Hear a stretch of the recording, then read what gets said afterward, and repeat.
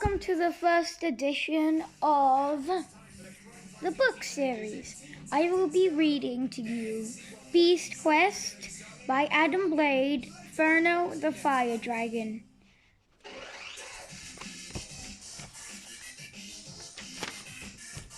Please do mind the TV in the background.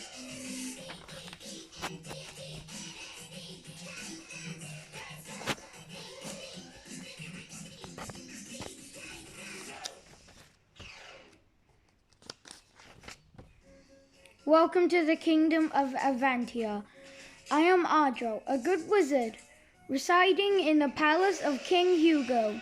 You join us at a difficult time. Let me explain.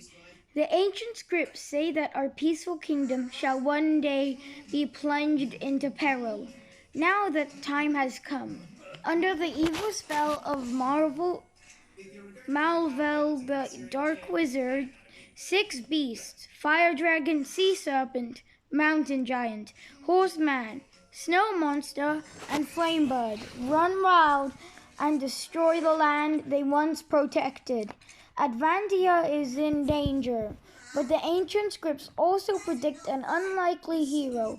It is written that a boy shall take up the quest to free the beasts from the curse and save the kingdom. We do not know who this boy is, only that his time has come. We pray our young hero will have the courage and the heart to take up the quest. Will you join us as we await and watch? Advantia salutes you, Adro. The prologue. Calder, the brave stood at the foot of the mountain. His bronze armor gleamed in the pale morning sunlight. The fire dragon is close. I can feel it. The knight pointed his sword up towards the mist at the top of the mountain. For the sake of our kingdom, it must be stopped. Good luck, sir, said Edward. His young page. Calder held out an armored hand and placed it on Edward's shoulder. They both understood that they might never see each other again. The knight turned to climb the smooth, dark slope. His feet slipped and skidded on the rock, but he dragged himself up with determination, slowly climbing higher and higher. Soon the mist closed behind him and he was lost from sight.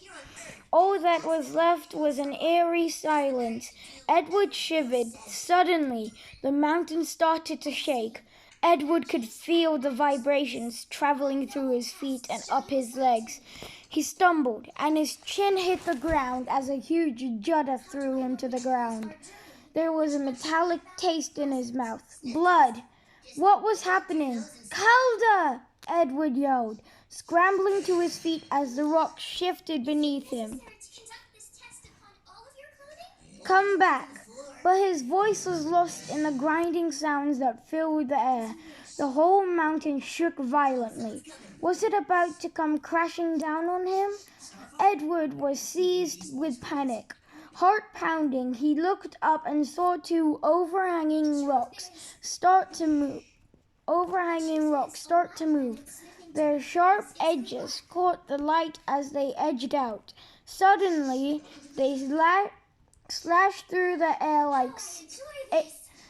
like giant axe heads.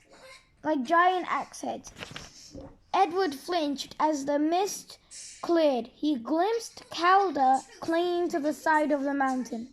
Then something reared up beyond the night, and Edward saw the flash of an eye and the thick scales of leathery skin.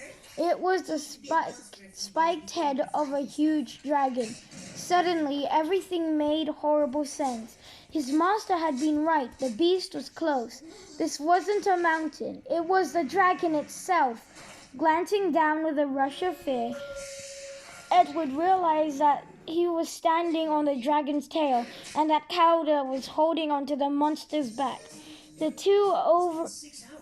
2 overhanging rocks were the dragon's mighty wings. He wanted to run, but his legs were frozen in fear. Now he could see the sides of the dragon moving in and out as it breathed heavily. Steam hissed out of the creature's nostrils. "Calder, come back!" Edward yelled, but a terrifying roar drowned out his words. The dragon's wings unfolded, stretching out to beat the air in a deadly rhythm. "It's taking off," Edward shouted. "Calder, quick! Get back!" Calder's words carried faintly on the air. "Go to the city! Warn King Hugo! Run!" Before Edward could move, the dragon flicked its tail, sending him flying to hit the ground hard, shaking and gasping for breath as the terrifying beast rose up into the air. Calder's screams filled his head. Edward struggled to his feet and tried to run after his master, but the dragon was already high above him. It let out a huge roar, and a jet of orange flame lit up the sky. As it disappeared into the distance, one of Calder's gauntlets, scorched and smoking, clattered to the ground. Beside, Edward clutched in its